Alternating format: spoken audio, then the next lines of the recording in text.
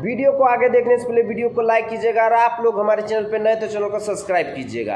भाई विरोधी को जो है ना जितना गांड में औकात है, दम है पछवाड़ा में, उतना लगा ले, लेकिन कल्लू का जो है ना एक बाल बाका नहीं कर सकता है, क्योंकि अपने गुरु यानी कि पावर स्टार पवन सिंह के पास चला गया कल्लू लंदन। अब विरोधी को जितना पछवाड़ा में दम है ना लगा लेने दीजिए और एक बाल भी बाका नहीं कर पाएगा।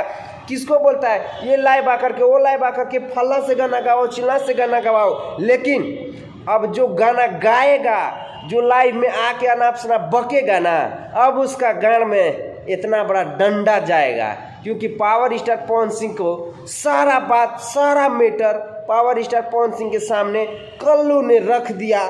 अब जो है ना विवाद अगर बढ़ेगा तो एकदम तगड़ा बढ़ेगा और विरोधी को गाड़ में बांस करने में पावर स्टार पवन सिंह का फैन को जो है ना थोड़ा सा भी देर नहीं लगेगा। अब बेटा विरोधी तहनी के जितना गाड़ में दम बा, कितना पैसा बा, सब दिखाओ। अब तहनी के बाप से पंगा होई।